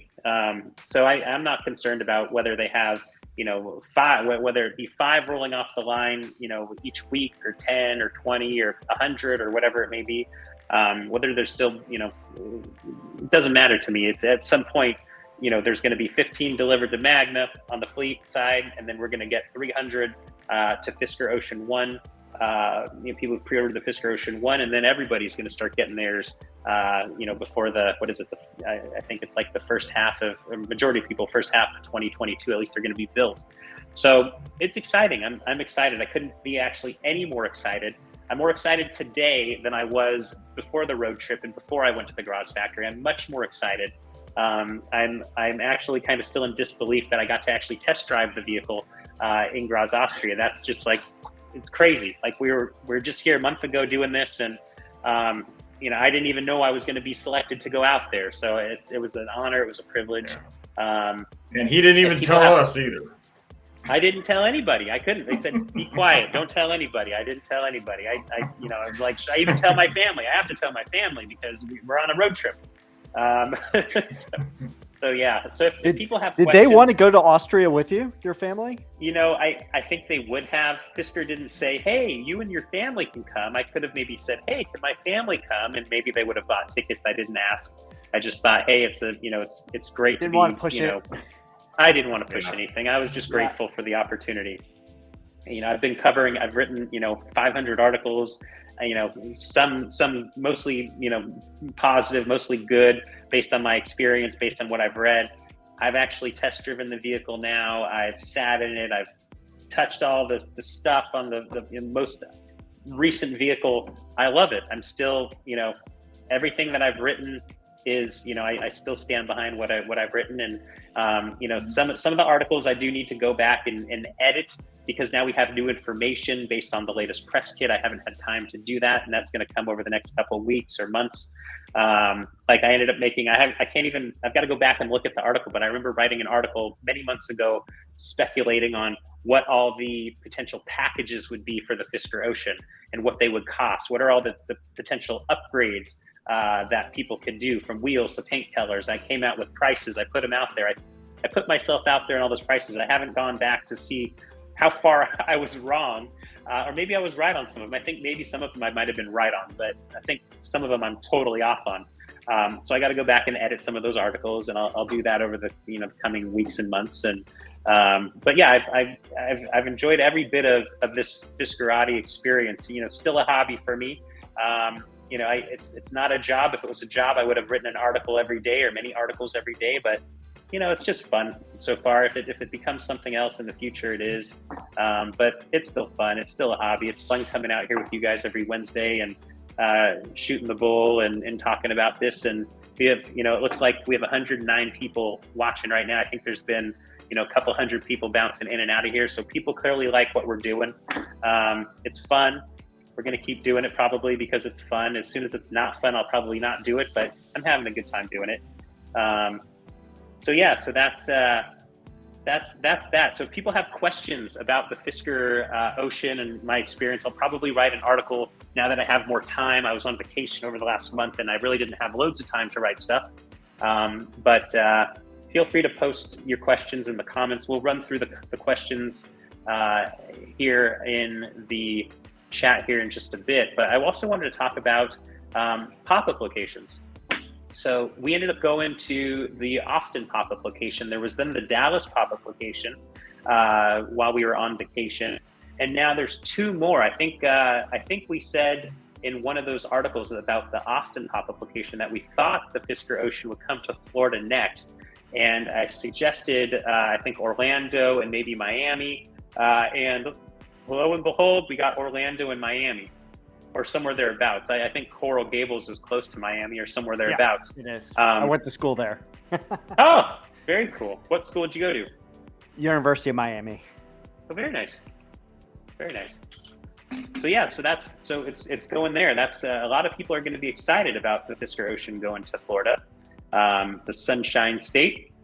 So that'll be excited. So December 3rd. So this is like our PSA that we do for the people who watch this now or watch this in the future, who live in Florida or maybe in Louisiana or maybe Georgia. Those aren't too far from Florida. And having just recently done a road trip there, it's about 6 hours drive from Orlando to, say, maybe 5.5, 6 hour drive from Orlando to, say,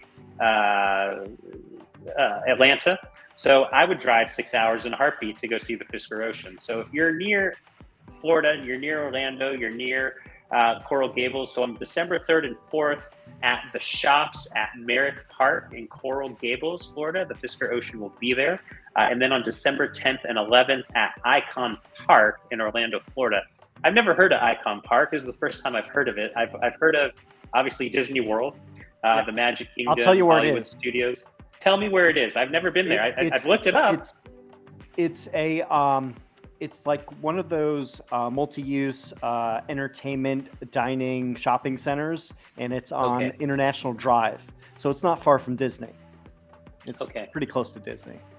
Got it. So yeah, so that's pretty neat then. Yeah, I saw they had a big Ferris wheel, and that looked pretty cool. I may have been there, but it looked. Do you know? I don't know how well you know the area. Is there a Shake Shack there by chance?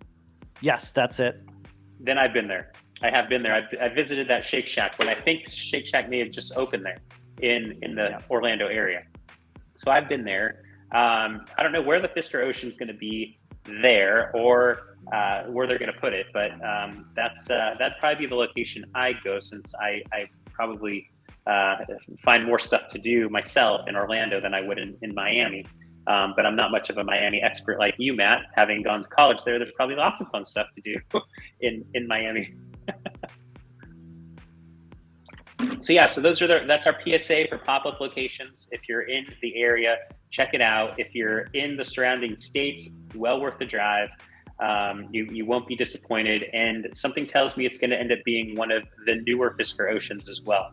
So the road tour continues. I bet it's going to end up being one of the the new ones that I saw in Graz, Austria, something tells me that's what it's going to be, because we have the new cars rolling off the line. We know a couple cars have been shipped to the United States, and I would imagine those are the ones we're going to end up seeing. It's probably going to be the one that was at the New York Stock Exchange when Fisker got to ring the bell on the 22nd. And that was a historic moment for the company. It was a historic moment for shareholders to see the company ring the bell, the ceremonial bell at the New York Stock Exchange. That was quite a cool experience, because if you recall, Fisker ended up going public during the pandemic. So there wasn't an opportunity for them to actually ring the bell because they were virtually. Henrik ended up doing it virtually from Manhattan Beach. So they got to go to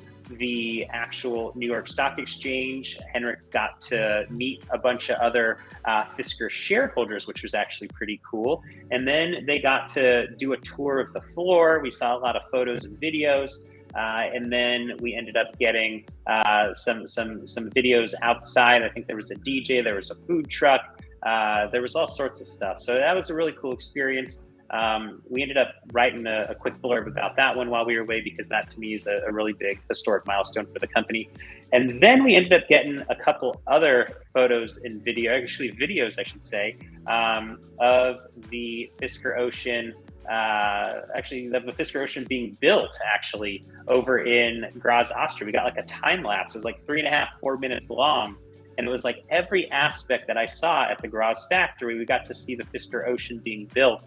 And we saw someone had a question about the painting of the Fisker Ocean. We got to see the spray paint booth, or the paint booth. We got to see every aspect of the Fisker Ocean being built. And that to me was quite incredible, seeing it assembled in real time there with that time lapse. So that was basically the factory tour that I got, minus getting to go into the paint booth room. That was pretty neat. So we saw that. And then just this week, I think we ended up getting a video from Fisker, which was an interview of, it was kind of like a behind the scenes tour of the Manhattan Beach office and one of the engineering offices. We got to see them kind of walk through. I think it was Natasha Fisker walked through and did an interview and just chatted to people that were, different expertise that helped bring the Fisker Ocean to market. So that was kind of neat to see behind the scenes. That's actually kind of fun. It makes you kind of feel, to me, it makes me feel more connected to the company, seeing that type of stuff. So that was kind of cool. Hopefully we'll see more of that stuff. And then we have probably the coolest thing that we ended up seeing while we were away was the Fisker Ocean Configurator. Now, there's been... Or the most controversial. Oh my God, right? Like, geez, like, is everything controversial with this company? No, not everything. But like, yeah, people are so up in arms about this thing. You guys probably have a better, ear to the ground than I do, since I was on vacation. But I saw your video, Matt. I haven't read any comments about your video, but you did like I want to say a 15-minute video or thereabouts. You did a really nice walkthrough of the whole configurator the first time it was up, and then they took it down, and then they brought it back up. They made some changes, etc. They've to me, I saw that same configurator when we got done. It was time to go. Everyone was packed up, and I was taking photos of the car, and Todd, who works on the software, came over and said, I know you're going to appreciate this more than everybody. He opened up his laptop and said, no photos, no videos, no nothing. Let me show you this thing. And I got to see the configurator before the public, and I was actually quite speechless. I was like, wow, that actually, whether it has bugs or not, and I've heard some of the feedback, not all the feedback from people, but I was actually impressed. I'm still, having played with it, I'm still impressed by the way that the way that you can toggle the different features of the vehicle, and then you can go inside the vehicle, outside of the vehicle, the different transitions of the software, the different backgrounds. You're in the LA River, night and day. You're out along the coast on a road. I just think it's really well done, and there's clearly room for improvement. But like, as a V1 of a next gen configurator, I thought it was cool. But I'd love to know what both of your takes are. I'm sure you've played with it, both of you, more than myself. I still haven't done a video on it. I got to do a video. I got to do a review on it. But what do you guys think? Well, since what I'm going to say is that if you're getting a 1, you are getting the best value of everyone because everything is included into that. If you go down to the extreme, now you have to pay extra for any paint color other than white. You have to pay for the bigger wheels other than 20-inch wheels. Next thing you know, you're already at $78,000 if you add any accessories.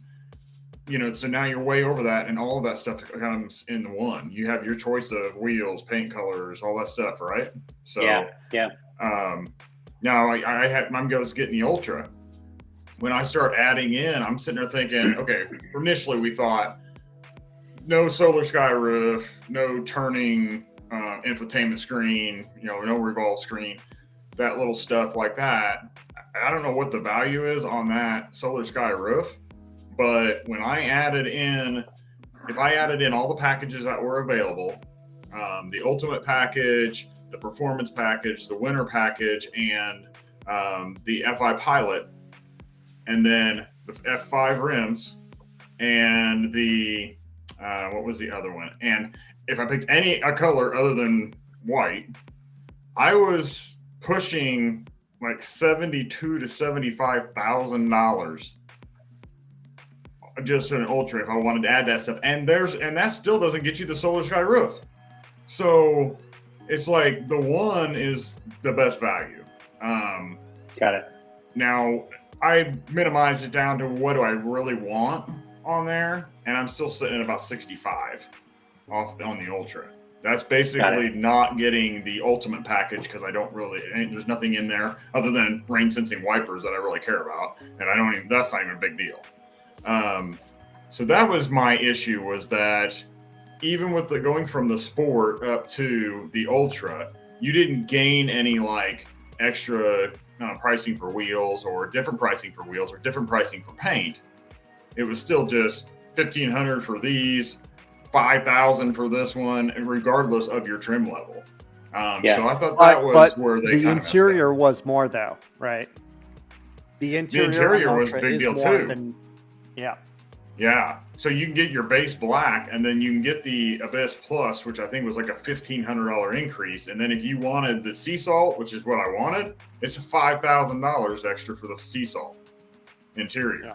And that's where I was just like, if I add all this stuff in, I was pushing $75,000. And I'm like, okay, now this is crazy. So that's a lot of money. It looks like I'm getting for a car. Yeah. So it looks like I'm getting a white one instead of Horizon Gray or something like that. We're getting white because it doesn't cost anything extra.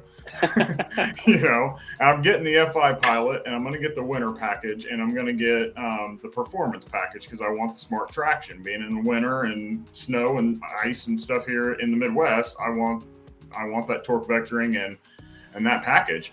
And then I'm probably may go up to the Black Abyss Plus, for the interior to get that more leather-like material. But that's pretty much it. And I'll get the F5s most likely. But it's still, like I said, that's putting me at $65,000 for a car that we all thought we were going to get for maybe 55, adding a few things onto it. But I was really disappointed in some of those choices. I think if you're going to go from the Sport up to the Ultra, you should get some sort of a price discount on wheels in maybe the interior and paint colors. And then when you get to the Extreme, then it's, a complete different pricing for those things or something like that. But yeah, I think a lot of people were upset in that Ultra line more than they were in the Extreme or higher. Well, I've heard people complain as well with the Extreme as well, having to pay, more for the paint and more for the wheels, and even the interior, right? I've heard it all. I've read it all. I haven't heard it, but I've actually read it. Yeah. What overall though, Jim, and then I'd love to hear you, Matt. What did you think of the software and the experience of actually the configurator? Granted, prices are the prices, and they are what they are. Like, just you building it, did you have a good experience of playing with the actual configurator itself? Or did you think did you have issues with it? For me, I had no problem. Or Jim, either or. Yeah. What about you, Matt? Yeah, I had no problem with it. I know the graphics on some of it was a little rough or it could be improved, but it does the job.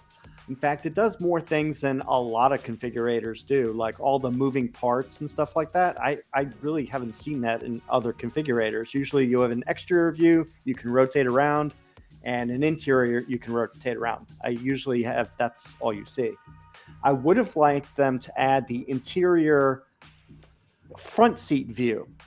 You can go in the interior, but you only see the back seats, which I thought was odd. True. Usually most cars let you see the front seat, like from a driver's point of view. I thought that was odd they didn't give you that choice.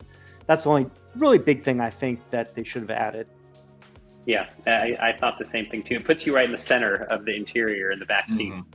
But being able to see like what the seat looks like in the front driver's seat or whatever, that would have been nice. Maybe that's to come. But yeah, overall, I thought the configurator software itself was actually really nice, and it was fluid. The movements of the transitions I thought was neat, and I learned that it's actually built in a gaming software called, if I recall, it was Unreal Engine is what it's built in. So just like you would build, some of the state-of-the-art video games, that's the type of software that's used to build the actual configurator, which I thought was actually pretty cool, pretty innovative. Technology to actually build a configurator for a car, but that's what gives you the lifelike or the realness of the actual vehicle and the movement and things like that. It's basically a video game, a very high-end video game. I think that might have been the same program they used to do all the graphics for the Hummer. Okay. I think. Yeah, Hummer does use Unreal. But I think Unreal, they use it for the car itself. The actual UI uses Unreal Engine, I thought. Yeah, so I can't wait for, Todd or somebody on his team to do a walkthrough, and it'd be great to be able to talk to him and do a video together with him and have him explain, why they chose the gaming software to build the configurator and what else they're going to use it for beyond the configurator. But yeah, it's an interesting choice. And it clearly is a good tool to make it feel like a really cool customer experience. The prices, like you guys mentioned, some people are upset with them, and they are what they are, and maybe things will change, maybe they won't. But yeah. I think we all knew that certain things were going to be upgrades. We just didn't know what the prices were. I think Tesla, as an example, gave us a good idea that there was going to be upgrades for paint, upgrades for wheels, upgrades for interior, but we didn't know what the prices were of those. So that was kind of maybe the sticking point for some people. The software upgrades, Tesla charges for their full self-driving, and it's $15,000 for that, which is super expensive. So certain things cost money. Tesla's kind of the first one to charge for the the performance boost and the full self-driving. So I knew there was going to be those type of costs, and maybe some people weren't familiar with that type of premium options with Tesla. I think full self-driving is very apparent when you go through the configurator, if you want to call it that, on the Tesla website when you build your vehicle. Well, but even on the Teslas, I mean, you have to pay extra if you want the full autopilot, because you only get a partial of the autopilot comes with it, for right? $6,000 now. Another like 6,000. Yeah, the enhanced 6,000 autopilot. Yeah. Yep. Yeah. So I don't think a lot of people realize that either. $15,000, which is a lot of money. When I ended up buying, I think a lot of people get confused with full self-driving and autopilot. They're not the same thing. They're two different things. But I think everybody thinks they hear autopilot and they think that's full self-driving. They just hands free, sit back and go. But yeah. I want to give a quick opinion on pricing. Yeah, please do. I think if I was somebody who wanted to get an Ultra or a Sport and wanted to get the best bang for the buck, buying the car and just not getting the software updates till later on, if you want to buy them, would save a lot of money, and only buy the things that are physical. My opinion is the wheels, stick with the 20-inch wheels, because they'll be much better, larger wheels aftermarket for much cheaper. The only thing you really can't change, well, you can change an interior. You could get, an interior done by a shop for a couple $1,000s to completely different color interior for less than the $5,000 that Fisker is charging for, like, for example, sea salt. So I would just probably, if I was to get a sport or an ultra, I would just get the base of all that. And if that was my budget, I would just hold off on the other software updates for a year or two, and then maybe add them later. And that also saves you money on your loan, on the taxes that you have to pay when you initially get the car. So I think there's ways you can work around the pricing. Yeah. Well, I do agree that some of the stuff is just way overpriced. I like the interior prices. I've never seen anything that high on even a Mercedes or some of the other ones. Maybe touch some of those prices, but they're like a fully leather interior. Everything you touch being leather or something. Yeah, so it is kind of surprising, but I think they had to do something to take into account inflation and keeping the price that they promised 2 years ago. So something had to go. I saw somebody post, Henrik posted something about his car. I think it was a picture of his car. I guess he was talking about having the first one delivered. And he said somebody asked about the paint colors and was like, I can't believe the paint colors are so expensive other than just white. And Henrik kind of commented back and said, but we're keeping the pricing the same. Like the prices of the vehicles are not going up. They're staying the same. And so to make up for the difference of not increasing the prices like everyone else is doing, they're putting the prices into those other little things that you can choose to add on or not. Yeah. The only and thing also that I want to add about paint. $1,500 for all the glossy colors is not that bad, because that's average of what Tesla charges. They charge like $1,000 to up to $2,000. They used to be $3,000 for the red option. And from what I just read, there's 2 new colors coming out of Germany for Tesla, and they're also like in the 3,000 range. So it's not that unusual.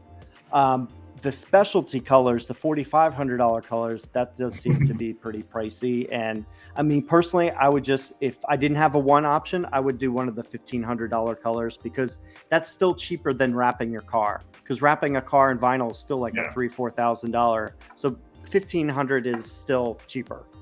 So that's my advice of paint.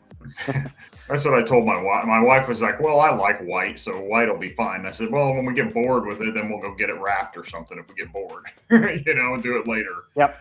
At a later date. But I was looking at it, and like I said, my price point at $65,000 for all the stuff that I wanted on my Ultra.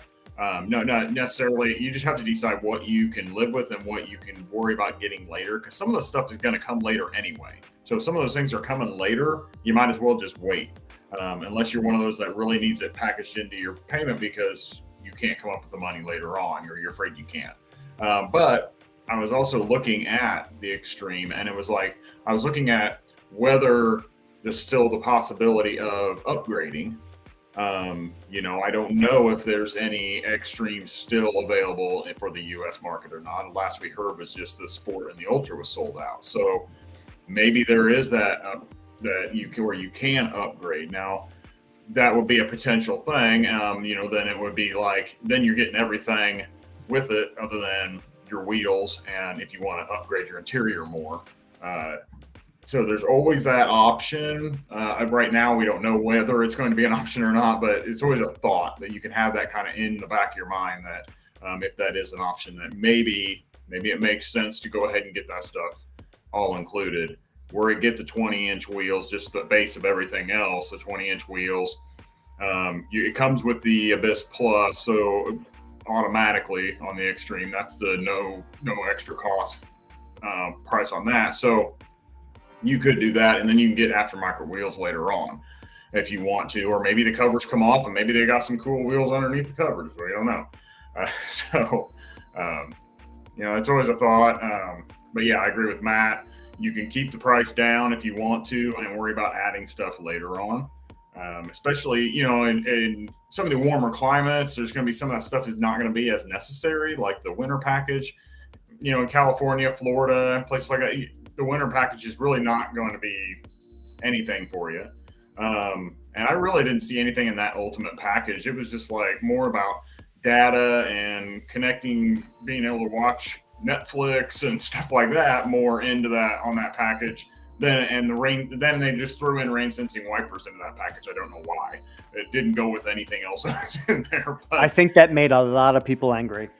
I'm like, okay, whatever. But yeah, so you can keep the price down, and some of those things that are coming later, like the torque vectoring, that's not coming, I don't think, till late 2023. The adaptive cruising coming till late till 2023. So you know, if you're getting an extreme and you get it earlier, you can always wait and get those things later on. So yeah, the one thing I didn't get. Hey. The one thing that I didn't get was with the interior, the difference between like a Fisker Ocean Extreme and the Ultra. The sea salt on one was 2,500 and sea salt on the other was 5,000. And I get they're trying to say, hey, you know, with the Fisker Ocean Extreme, you're getting like 25. You basically get the Black Abyss Plus, which is $2,500. But then they keep the Malibu at 5,000. So would that really be 7,500? I didn't quite get, like, you're getting like a $2,500 discount on the sea salt, because it's 5,000 on the Ultra, but it's 2,500 on the Extreme. So it's like they're giving you a $2,500 credit, which means the Malibu would be $7,500. It makes no sense because it doesn't make sense. Yeah, so I'm gonna Malibu and sea salt are the same thing. They're the same fabric, just different color, or the same material. Yeah, same fabric. Yeah. So I didn't get that one. Maybe that one's a typo. Maybe they'll correct that one. Maybe that one will be $2,500. But seeing $5,000, I was like, whoa. So yeah, it makes me wonder. Like, I'm still, after feeling and touching the Black Abyss Plus, that Feel Tech, it does feel really cool. It's a nice material. It looked really cool seeing the little airbag, tag sewn into the actual seats too. That was the first time I've seen that. So that was pretty neat. They're very high end, feeling soft, comfortable. All the support where you need it. So that was neat. Those are definitely the ones that I'm still getting. If for some reason I try to go, hey, I have the Ocean 1, I want to get all the bang for my buck, I'm going to go with the Slipstreams and the Malibu. I want to get, for the paint, I want to go with the Big Sur Blue and just try to get all the most expensive features. I don't know if I'm going to actually love the car as much as if I were to choose the actual paint that I want. Like originally I was going to go with the Great White paint, but that's the free option. Do I really want to spend $68,000 on a car, $69,000 on a car and go with the free paint or the free seats or the free wheels, right? It's a hard one. I talked about that in my video too, because it's like, well, if you want to get maximum value, you pick Big Sur Blue with the Malibu with the, what is it? The Slipstream black ones or whatever, right? That would make the most like economic sense, but that's not what. But you gotta love the car, right? You gotta love it, and you gotta deal with matte paint.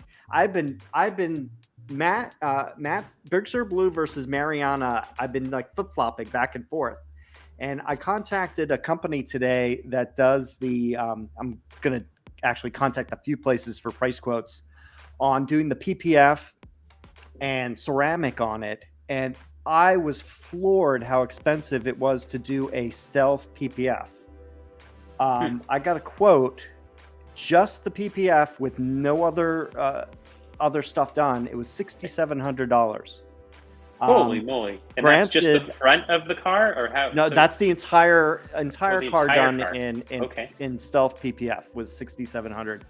That was not any of the other protection. And that's or paint ceramic protection film for the people that don't know what PPF is. Yeah, paint protection film, and it's the matte finish, which I think may cost more than the glossy PPF. I didn't get a price quote, but they're going to send me So the thought for you would be go with the Mariana, but if you want the matte look, you would go with the stealth PPF, which would give it the matte look. Yeah. So that would be a $6,700 upgrade potentially if you went with that one company versus paying $5,000 for or getting for free, I should say, for the Fisker Ocean 1, the matte finish.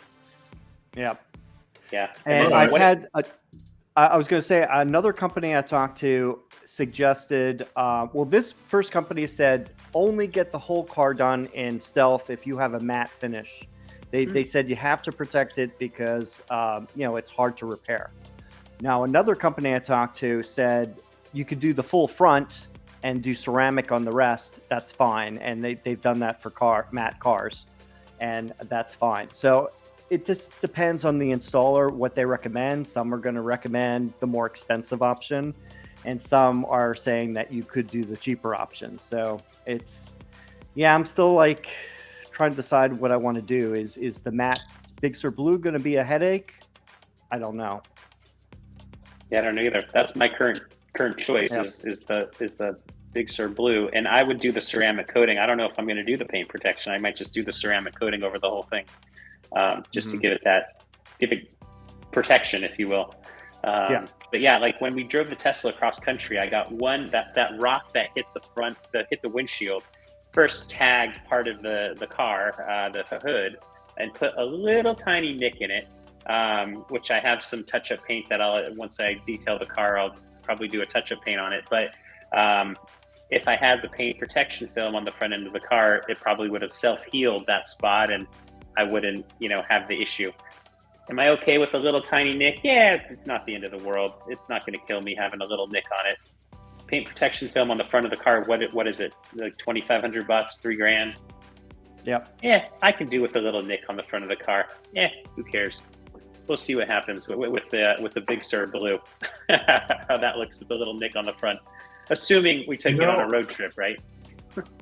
Yeah. I'm sitting there thinking about, with that stealth paint, we're always talking about the rock and rock chips and how easy it scratches everything. What are the bugs going to do to it?